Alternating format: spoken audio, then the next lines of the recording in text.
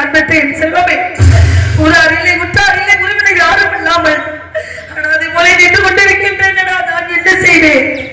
தாயை பராசக்தி, என் மகனுக்கு இப்படி ஒரு சோதனையா, எனக்கு இப்படி ஒரு வேதனையா, நான் என்ன செய்வேன்? விடுவதற்குள் வரவில்லை என்றால் 1000 பைசலை குற்றத்துக்கு ஆளாகி விடுவாய் சந்தி என்று நம்மை அறிவு கொண்ட வேலையில் கட்டளை விதைத்திருக்கின்றார். மகனே, இப்பொழுதே கொல்லி வைத்துவிட்டு இப்பொழுது அகத்துக்கு செல்ல வேண்டும். மகனே, அகத்துக்கு சென்று சத்தியத்தை காக்க வேண்டும். மகனே, கொல்லி வைக்கவே பாரு மகனே, கொல்லி வைக்கவே மகனே.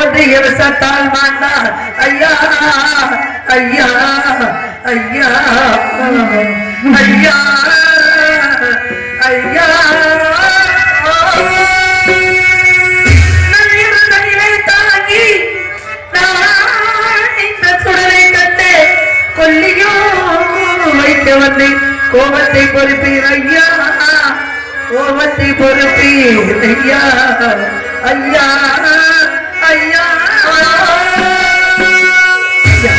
கல்லிமல்ல கவலிமல்ல தேடிமல்ல எந்த நோக்கத்துக்காக இந்த இடத்துக்கு வரவில்லை ஐயா. பாம்பு கடித்து இறந்த மகனை தகனம் செய்யவே இங்கு வந்தேன் ஐயா. ஆனால் இங்கே கவலுக்கு உண்டை என்று வேணும் அறிகிறேன் ஐயா.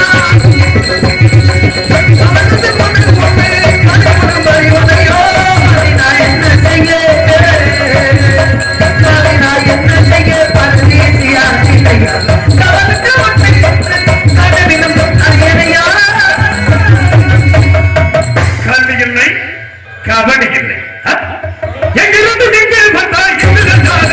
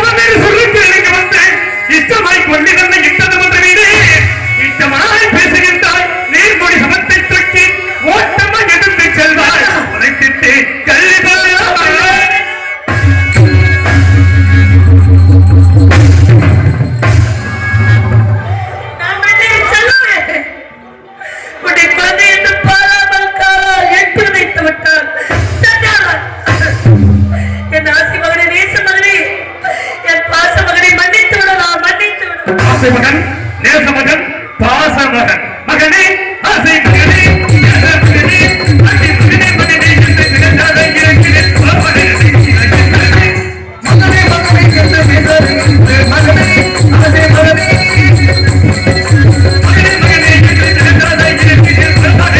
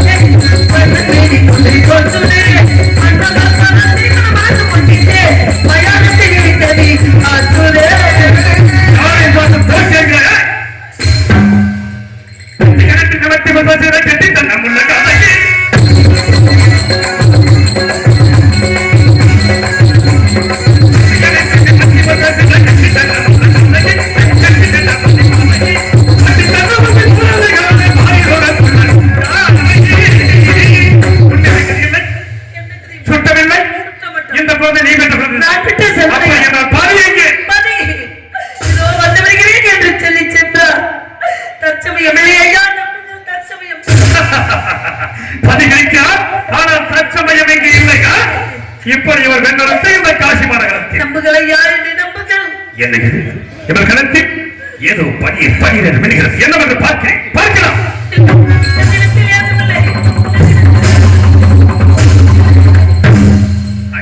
சண்டாய் இந்த உலகத்தில் எந்த இடத்துக்கு போனாலும் இதை தேர்தல் விலைக்கு வாங்கலாம் உள்ள ஒன்றுமில்லை இதை வைத்து எதை வைத்து உள்ள ஒன்றுமில்லை ஏதுமில்லை ஒன்றுமே இல்லையா ஒரு இடத்தில் இருக்கும் தாயை விட்டு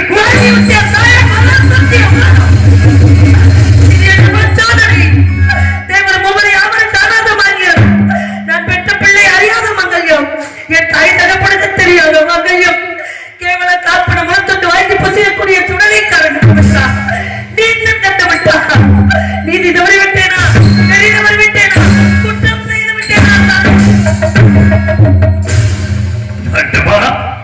என்ன சோதனை தேவர் மூவர் யாவர்களுக்கும் தெரியாத தாரியை கேவலம் இந்த மயானத்திலே காப்பன முழத்தொண்டு வாய்க்கசி வாங்கி பிழைக்கின்ற நீச்சல் கண்டார் என்று நினைப்பை வந்த பிரபாக துடைக்கின்றானே இப்படிப்பட்ட தந்தை எல்லாம் இருந்து பத்திரி தாராவதிக்கிறோம் உண்டு அப்படி என்றால் மனைவி தாராவதியா இறந்து கிடக்கின்ற இந்த குழந்தை என் மகன் லோகிதாசன் இப்படி ஒரு நிலைமை எனக்கு கொடுத்து விடாது இணைவோ இப்படி ஒரு நிலைமை எனக்கு கொடுத்து விடாது இருந்தாலும் தீர விசாரித்து பார்ப்போம் தீர விசாரிக்கலாம் மா பெண்ணே மங்கையே உடைமனந்த கணவனல்லாது மற்றொருவர் கண்ணுக்கு தோன்றாத மங்கையத்தை பங்கமுற்ற முளையின் கண்ணில் காணாம வைத்தானே தங்கம் கொண்டு வாடுகின்ற பெண்ணே பெண்ணே பெண்ணே உன் கணவனது பெயர்தான் என்ன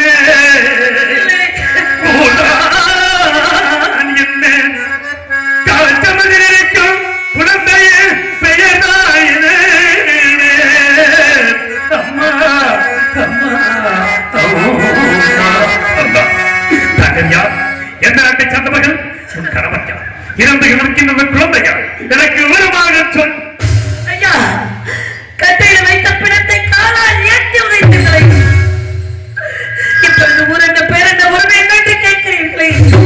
நான் எந்த கதையை சொல்ல? நான் பட்ட கதையை சொல்லவா, பிறந்த கதையை சொல்லவா, இந்த பாலைப்பட்ட உலகத்தில் பிறந்த கதையை சொல்லவா? நான் ஏன் சொல்ல வேண்டும், எதற்கு சொல்ல வேண்டும் என்றால் எனக்கு வேறு வழி தெரியவில்லையே.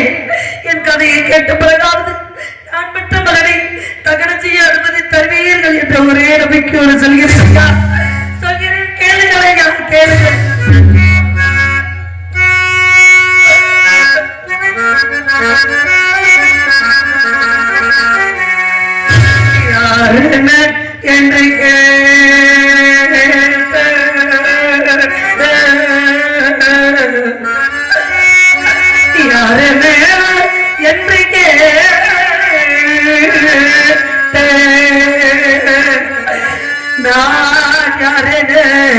என்று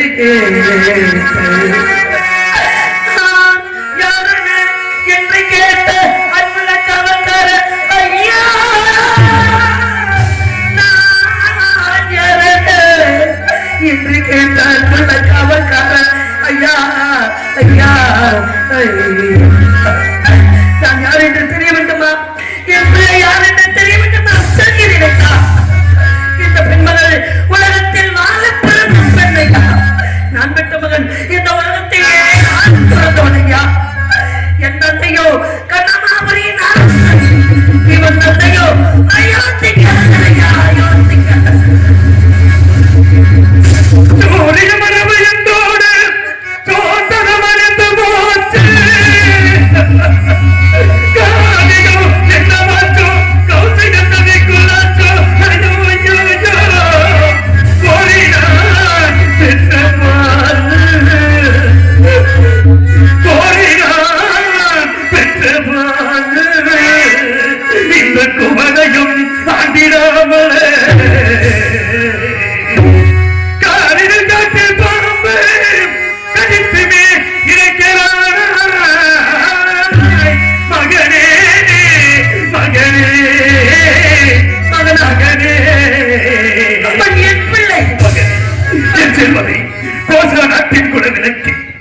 அயோத்தி மாநகரத்தின் இளம் தென்றலை நதிகுலத்தில் உதித்த ரத்தினமே, செல்வத்தில் பிறந்த சீரழிந்து கிடக்கும் செல்வ சீவானே, நீ இறந்து விட்டாயா, நீ இறந்து விட்டாயா?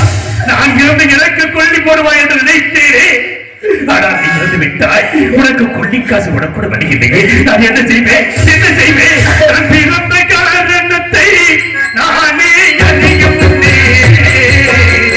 நான் பிறந்த காரணத்தை நானே அறியும் முன்னே பிள்ளை கொடுத்தவர்கள். நான் பிறந்த காரணத்தை நானே அறியும் முன்னே இங்கு வந்து ஏன் பிறந்தாய் செல்வ மகனே, ஏன் பிறந்தாய் மகனே, ஏன் பிறந்தாயோ, ஏன் பிறந்தாய் மகனே, ஏன் பிறந்தாயோ?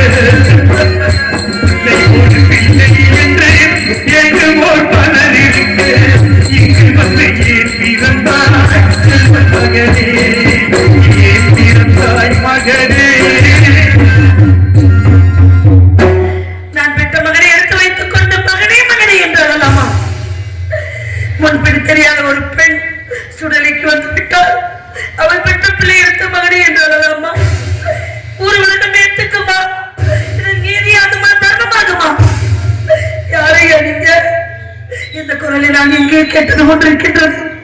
இந்த இரண்டு சாம வேலையிலே தங்கள் முகக்கூட எனக்கு தெரியவில்லை. யார் என்று சொல்லிவிடுங்கள் ஐயா, என் இதயமே வெடித்து விடும். என்ன யாருன்னா கேட்கிறாய்? என்னையா யாருன்னு கேட்கிறாய்? என்னையா யாருன்னு கேட்கிறாய்? என்னை தெரியவில்லை, என்னை தெரியவில்லை. எத்தனையோ துன்பத்தை கொடுத்தாயே, அத்தனையும் தாங்கிக் கொண்டேனே. சத்திய மனைவியே கணவனை பார்த்து யார் என்று கேட்கிறானே, எப்படி புரிய வைக்கப் போகிறீரப்பா? எல்லோரும் உன்னை சந்திரமனை அழைப்பார்களா? நான் உன்னை எப்படி அழைப்பேன்? எப்படி அழைப்பேன்? தாராவதி, தாராவதி,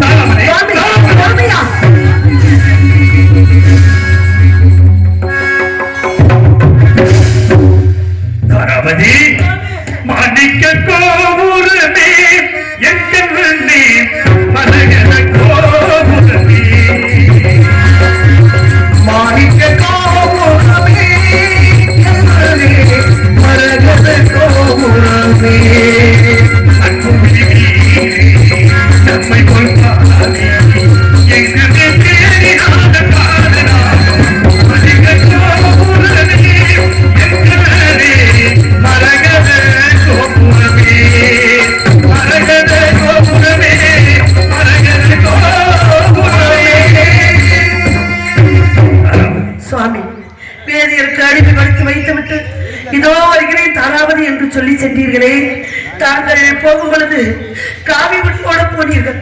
ஆனால் இப்பொழுது கருப்பு உடை தரித்து இந்த மயான வர காரணம் என்ன சொல்லுங்கள் சுவாமி. மணிமலைக்கு தேவை பிள்ளைக்காக உன்னை வெற்றி கொடுத்தேன். நம்மோட நட்சத்திரங்கள் வந்தாரே 16,000 பொன் தலை சம்பளத்திற்காக என்னை நானே விலைகுறி சென்று வீரமாக நம் காவலரை கடுமையாகி இந்த மயானத்தில் பிள்ளைகளை சுட்டரித்துக் கொண்டிருக்கிறேன். கண்டே இறைவா, 56 தேசத்தை ஆளக்கூடிய சக்கரவர்த்தி மயானத்தை காப்பார். சுவாமி, உங்களை கரப்பி கேட்டுக் கொள்கின்றேன். இதுவரை தங்களிடம் எதை நான் கேட்டு பெற்றதில்லை, எல்லாமே தானாக கிடைத்தது. இப்பொழுது ஒரே ஒரு வரம் கேட்கின்றேன், எனக்கு தெரியுங்களா? என்ன வரம் கேட்க? என்னிடம் எந்த பொன் பொருளும் இல்லை, காசு பணமும் இல்லை. சரி, நம்ம இங்கே சுடலிலே என்று கொண்டிருக்கின்றோம். யாருக்கும் தெரியாமல், உனக்கும் தெரியாமல், காப்படமல துண்டு வாங்காமல் நம் மகனை என்ன வார்த்தை கூறினாய்? எனக்கு வேறு இந்நாட்டின் மன்னனின் மகனாக இருந்தாலும் நமது மகனாக இருந்தாலும் சரி, எஜமானுக்கு தன்னுடைய கார்பணம் கட்டாயம் கொடுத்தாக வேண்டும். உன்னை அறிவு சென்று கார்பணம் துண்டை மட்டும் வாங்கிவா சென்று. சுவாமி, பச்சை குழந்தைக்கு ஒரு பிடி சாதம் கொடுக்க முடியாதவர்கள் காப்படம் துண்டு எங்கே இருந்து தருவார்கள்? நான் சென்றேன் என்றால் என்னை விடவும் மாட்டார்கள், காப்படம் துண்டு தரவும் மாட்டார்கள். இந்த நிலைமையில் நின்று கொண்டிருக்கிறோம். எந்த விதமான துன்பத்தை அனுபவித்தோம், வாழ்வில் ஒன்றை விட்ட வீர வைத்திருக்கிறோம். அதையும் செய்து விடலாம். காசிமா நகரத்தை விதிகளை சென்று உன் கரங்களையும் ஏற்றி சுவாமி கட்டிய கணவனை வாழ்க்கையாளர் அதில் சென்று வேண்டும். இல்லை, சொல்லுங்கள். உன் கரங்களையும் ஏற்றி நாட்டை ஆளப்பிறந்தவர் இறந்து விட்டார், கொள்ளிக்காசு போட வேண்டும் என்று மடியேந்தி பிச்சை எடுத்து மகனே பிச்சை நம் மகன் பிறந்து விட்டார் என்று அள்ளி அள்ளி கொடுத்த கரங்களால் தங்கள் வாக்குப்படி நான் பிச்சை எடுத்து வருகிறேன். அதுவரை நம் குழந்தையை பத்திரமாக பார்த்துக் கொள்ளுங்கள் சுவாமி. பத்திரமாக. ஐயா, அம்மா, என் பிள்ளை இறந்து விட்டார் என்று நான் இப்பொழுது கொல்லி காசு கேட்டு வருகிறேன். தாயே, என் மகனுக்கு எப்படி நான் அள்ளி அள்ளி கொடுத்தேனோ பிறந்து விட்டான் என்று. இப்பொழுது தர்மம் செய்யுங்கள் தாயே, தர்மம் செய்யுங்கள் ஐயா. தாய் தந்த பிச்சையிலே பிறந்தேன் அம்மா, தாய் தந்த பிச்சையிலே பிறந்தேன் அம்மா, தாய் தந்த பிச்சையிலே பிறந்தேன் அம்மா, நீங்கள் தந்த பிச்சையிலே பிறந்தேன் அம்மா, தாய் தந்த பிச்சையிலே பிறந்தேன் அம்மா, நீ தந்த பிச்சையிலே வளர்ந்தேன் அம்மா. ஏறிட்ட பாரத்தையும்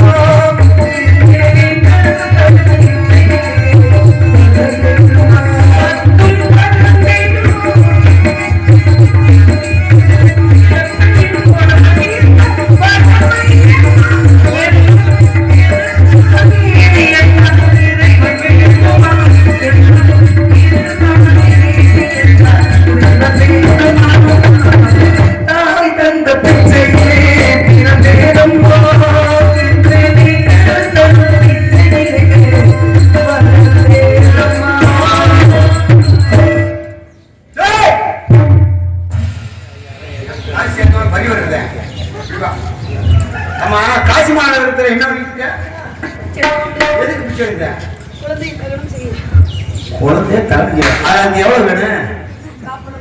கால்பணம் தானே, அது உனக்கு நான் தரேன்.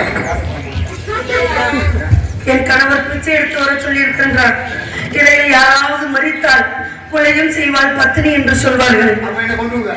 அதை செய்யவும் தயாராக இருக்கிறேன். இப்ப யாரு கொல்ல பண்ணு பாட்டி? யாரு எதற்காக கூப்பிட்டாய்? என்ன கொல்ற இருந்து இருக்கின்றாரு. காசுக்கு ஆசைப்பட்டு காசிராசன் கனகவேந்தனை கடுத்தெடுத்து சுட்டான். இவளை பெண் என்று பாராமல் பொழுது விடுவதற்குள் இவள் தலையை துண்டிக்க விடுவது எஜமான் வீரவாக உத்தரவு.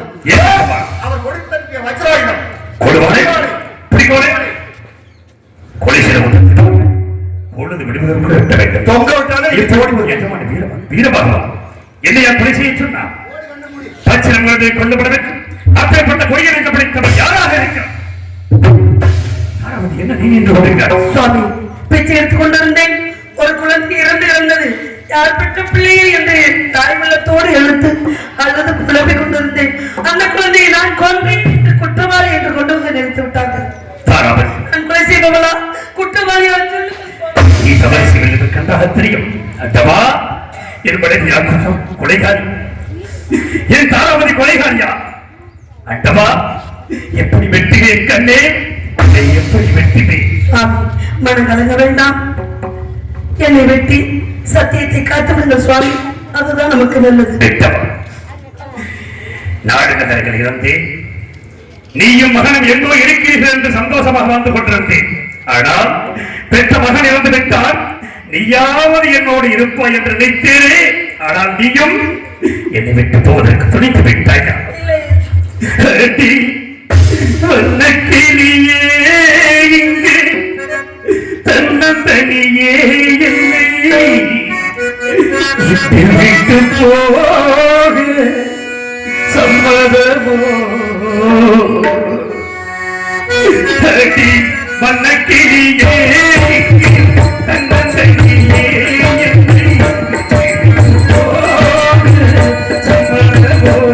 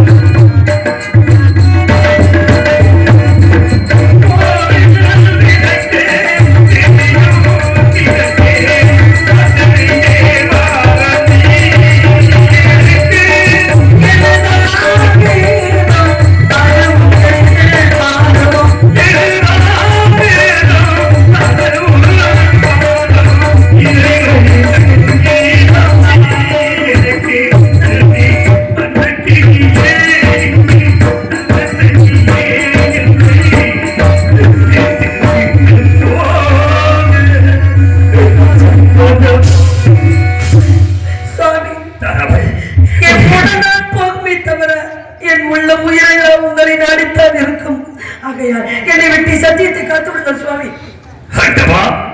என் மனைவி வெட்டித்தால் நான் சத்தியத்தை நிறுத்த விடப்பட்டால் அதிகம் செய்கிறேன். இப்பொழுதாவது எனக்கு காட்சியளிப்பார் நினைக்கின்றேன். தராமதி சென்றாமல் மனத்தோடு விட்ட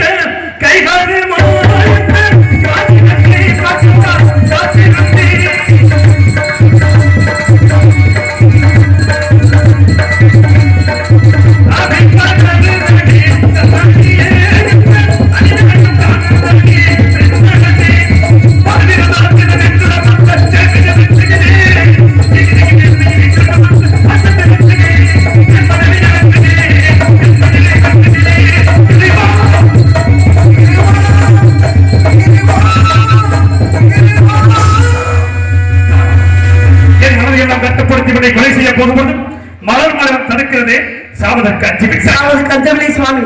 மறுபிறவி ஒன்று இருந்தால் தங்களுக்கே மனைவியாக நான் வர வேண்டும். நம் இருவருக்கும் லோகிதாசன் மகனாக பிறக்க வேண்டும் என்று பெண்தானே சிறு ஆசைப்பட்டு விட்டேன். மன்னித்து விடுங்கள். ஹரிச்சந்திரன் மனைவி என்றால் வெட்டுகிறானா அல்லது வெட்டு விடுவானா என்று நீ சோதனை செய்து பார்க்கிறாய். வெட்டத்தான் போகிறேன். வெட்டத்தையும் உண்டாக போகிறான். உடலில் இருந்து வருகின்ற ஒவ்வொரு ரத்தமும் தத்திய மனிதை கொண்ட வாரியன்று இந்த உலகம் எல்லாம் என்னை படித்து பேசப் போகிறதே. அந்த அருந்தரின் காட்சியை காண வேண்டாமா? என் மீது கருணை இருப்பது உண்மை என்றால் என் கண்ணதிரை தோன்ற வேண்டும். நாங்கள் அந்த சத்தியம் நினைத்திருக்க வேண்டும். சத்தியமே ஜெயம், சத்தியமே ஜெயம், சத்தியமே ஜெயம். மனைவியை வெட்டு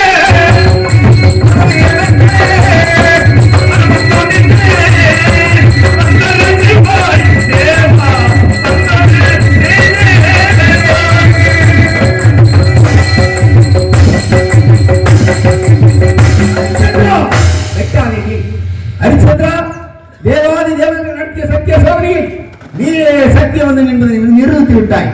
ஆகவே நீ இழந்த நாடு நகரங்கள் அனைத்தும் உனக்கு தருகின்றேன். நீ அயோத்தி சென்று உன் ஆட்சியை தொடர்ந்து நடத்துவாயாக. அப்படியாகட்டும் சுவாமி.